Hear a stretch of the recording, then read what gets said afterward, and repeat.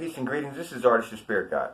So, in this video, I'm going to talk about ritualistically cleaning your altar. Okay? So, there's a book, it's called Altar Guild by Betty Scruggs and, actually I have it right here, Betty Sturgis and Barbara Gent.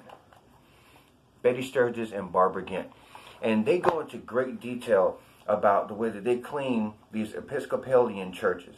Now, what you have to do is, first of all, get past the whole religious aspect of what they're doing and look at it from a scientific point of view and an energetic point of view. So one of my first memories as a child was the smell of candle wax.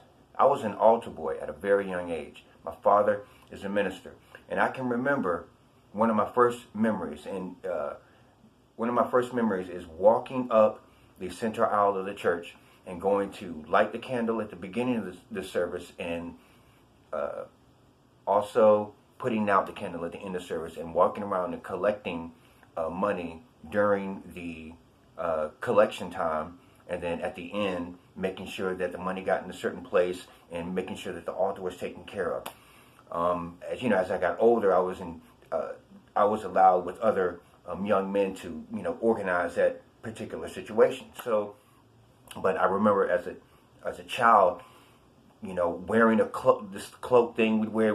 So it was something that stuck into my mind, and it's always been with me. And so I've been able to take that and change it around to what applies for me now. I am not a Christian. That is something that I let go of a long time ago, and I've been able to understand or come to a better understanding of that whole thing that we call religion, right? Just put it that way. I understand that it's a control mechanism and that's used to control people, and there's a deeper science behind all of these things. So I say that to say that what you want to do is create a ritual, and you create a ritual that works for you. Something that resonates with you. So, I'll use myself as an example. What I do is I pick a time and I do a super deep cleaning. I start from the top all the way to the bottom of my whole altar space and room. And as I do it, I'll probably play music, but I'll be doing things ritualistically. I'll put things in a certain way, and I'll move things in a certain way, and I'll wash things at a certain time. And so I make it a ritual. It adds energy to the altar, adds energy to the room, and it gives me energy. It's a great experience. So what you can do is take that and possibly apply it to what you do when you clean your altar. It doesn't have to be as an elaborate as that. It can just be a simple placement of things, or making sure that everything has a particular place according to what seems to be or what feels respectful for you, right?